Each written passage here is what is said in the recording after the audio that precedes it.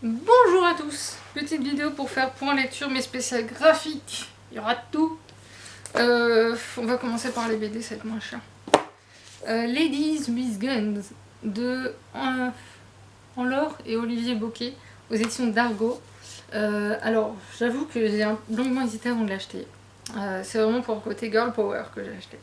Ma libraire m'en avait parlé en me disant que c'était atypique, vraiment atypique. T'es pas sûr au niveau du graphisme que ça me plaise. Alors honnêtement, ça va. Ça va. C'est pas des graphismes.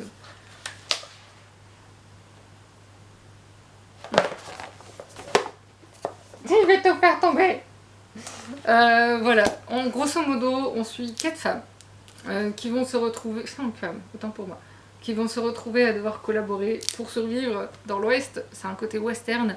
Et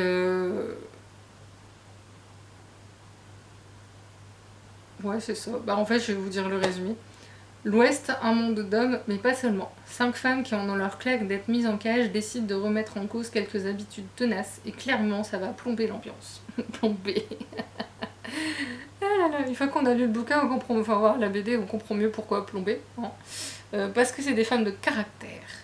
Et on suit justement le vécu de certaines d'entre elles pour expliquer un peu comment elles en viennent à se rencontrer, toutes les 5.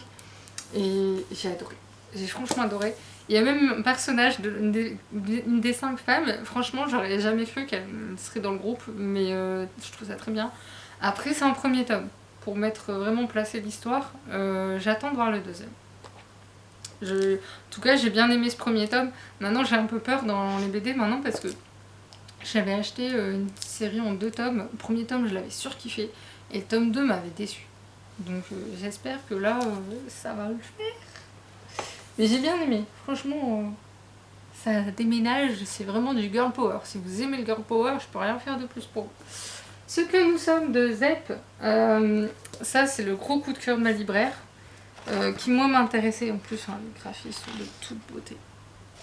Après, Zep il est réputé, on est d'accord. Et comment vous expliquer ça? On est dans un monde hyper connecté. On suit ce monsieur qui, voilà, donc, comme je vous ai dit, hyper connecté. C'est le même principe que l'autre avec les puces et tout ça. Il peut choisir les rêves qu'il va faire. Il peut choisir plein de trucs en fait. Il peut faire ce qu'il veut. Je crois que c'est lui d'ailleurs qui de temps en temps fait revivre ses parents. Il les a perdus et de temps en temps il les fait revivre. Et ses parents lui manquent quoi. Je vérifie hein, parce que j'ai lu un petit moment. Je sais que je la relirai après. Et en fait un jour il va avoir trop bu. Alors, on pense qu'il a trop bu. Et il va se retrouver quelque part et il a perdu la mémoire. Il se souvient plus de rien. Et quelqu'un va lui venir en aide. Et en fait, c'est justement l'humain augmenté, c'est ça. J'adore cette phrase, ça résume tellement la BD en fait. On voulait faire un humain augmenté, on a créé l'humain assisté. C'est exactement ça. C'est la preuve, c'est qu'il est justement assisté par cette technologie tout le temps. Et quand il perd la mémoire, quand il perd justement cette technologie en question, il est dépossédé de tout. Mais de tout, vraiment tout ce qu'il est, son nom, son prénom, son âge, son boulot, ses sentiments, son vécu, son passé, tout. Il est dépouillé de tout. Et justement, j'ai tendance à le dire de temps en temps que les gens sont trop assistés. Il suffit de voir quand on livre, quand on travaille à la poste, combien de fois qu'on entend des gens dire bah ça a été long les dons. Ils ont attendu 3 jours pour leur colis. Ah enfin je l'attendais. Bah, attends, c'est bon, on n'est pas des drones. On fait ce qu'on peut, voilà. Je le vois de plus en plus, je vois l'évolution où les gens sont de plus en plus pressés, de plus en plus assistés, de plus en plus sur leur téléphone. Mais qu'est-ce que ça veut dire? Combien de fois en tournée je croise des gens qui sont comme ça là, et moi je manque de leur foncer dedans, donc je leur dis hey, levez-vous quoi. Vous êtes sur un trottoir et au moment où vous allez traverser, vous allez vous faire renverser. Venez pas vous plaindre quoi. Enfin bref. D'où la raison pour laquelle je ne veux pas de smartphone. Déjà quand j'ai utilisé celui du boulot, ça me... Hein, voilà. Ensuite, La sorcière aux champignons, le tome 2, qu'est-ce que c'est mignon, chez Glénat. Je viens de faire encore une voix bizarre, c'est pas possible. Voilà, c'est d'une mignonnerie pas possible ce manga. Et ce personnage, je n'en peux plus. Il me rappelle trop le personnage dans Color Rush, c'est un drama coréen. Tout pareil. Color Rush? Ouais, si c'est ça, Color Rush.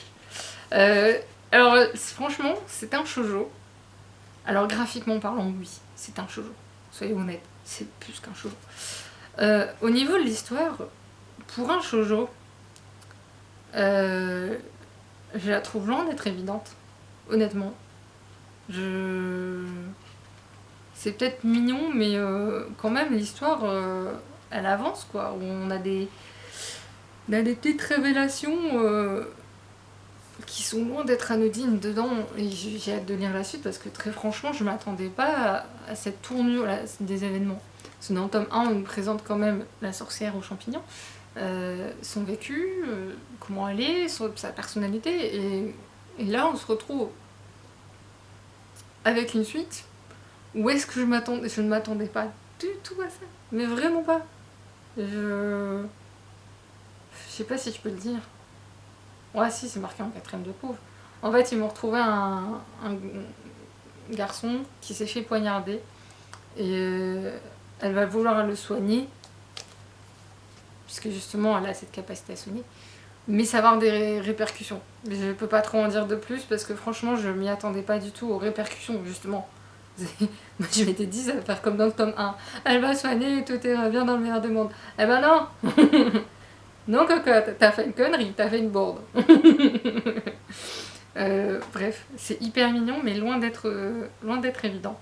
Loin d'être mignon justement. C'est mignon dans le graphisme, mais dans l'impact. J'aime bien cette subtilité. La boîte lumineuse de Seiko Erisawa aux éditions Le Lézard Noir. On n'est jamais déçu par cette maison d'édition. En fait, dès que j'ai vu ce manga, je le voulais. Quand j'ai vu que ma libraire l'avait pris, je l'en ai voulu parce que je ne pouvais pas acheter le livre. Et comme ma situation s'est un petit peu apaisée à un moment donné, je me dis, allez, tu t'autorises un truc parce que tu tiendras pas, en fait. Voilà. Ça commence à me manquer sérieusement. Donc j'ai acheté le manga et honnêtement, mais quelle bonne idée. C'est une excellente idée. Je ne sais pas comment ce monsieur... oui, je pense, monsieur ou madame, je ne sais pas, a eu cette idée, mais bravo, bravo. Alors, il n'y a pas d'infos sur l'auteur, ça aurait été bien, merci. Tant pis, on n'aura pas d'infos. En fait, on est dans un combini où qui en fait est entre la vie et la mort. Donc, les clients qui viennent, selon les choix qu'ils vont faire, soit ils vont revenir à la vie, soit ils vont mourir. Et dès le début, en fait, on suit un premier personnage, un deuxième, et puis... et c'est hyper intéressant parce que justement, on suit qu'est-ce qui a mené ces personnes à se retrouver dans cet état-là entre la vie et la mort. Et on a toujours ce petit épilogue où il nous explique ce que deviennent les personnages ou non. Je vous laisse l'ambiguïté. Et on a aussi des aspects sur vraiment le combini lui-même et ses personnages, comment ils sont arrivés là, en fait. Sauf un. Il y en a un, on ne sait pas comment il arrive là. On nous donne une idée, mais pas tout. J'aurais aimé en savoir plus sur lui. Aura-t-on un spin-off, peut-être? Je peux espérer. Après, franchement, la fin, elle est géniale, et j'aurais bien aimé avoir... j'espère qu'il y aura pas une suite, mais un spin-off autour je sais pas si je peux le dire. Il y a une autre version, disons, possible. J'aimerais bien que ça soit fait parce que je crois que moi, me concernant, ce sera moi. Franchement, j'ai bien aimé. Et j'adore ce petit bête là. Parce qu'en fait, il y a des ombres qui attaquent les clients et notamment lui. Et en fait, lui va être créé, plus ou moins, en fait. J'ai adoré ces petites bêtes. C'était franchement une super lecture. J'ai été agréablement surprise. Ensuite, Sweet Home tome 1 aux éditions Kiyun.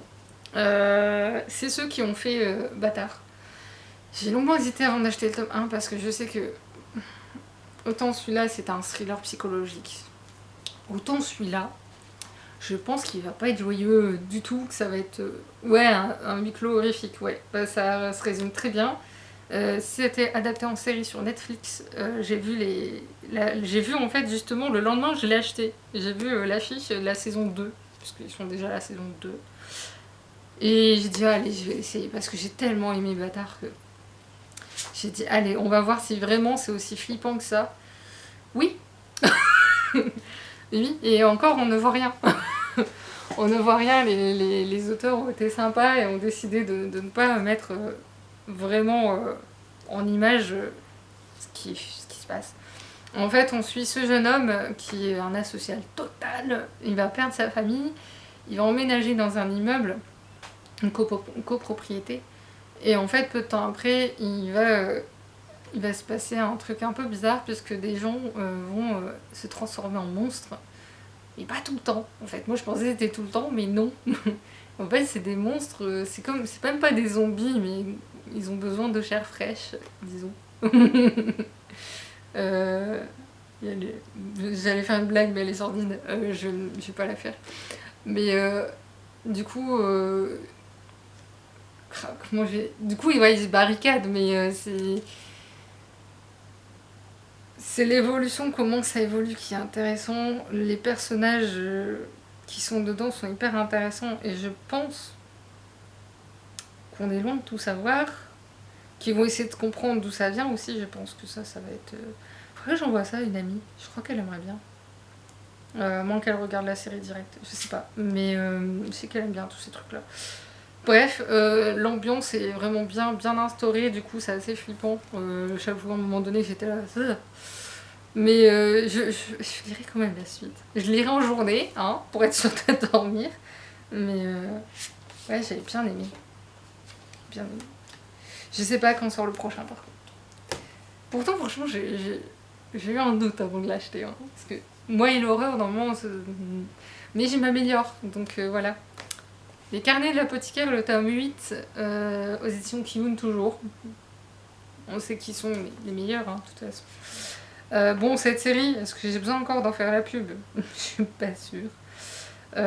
J'adore cette série. Je l'aime tellement d'amour.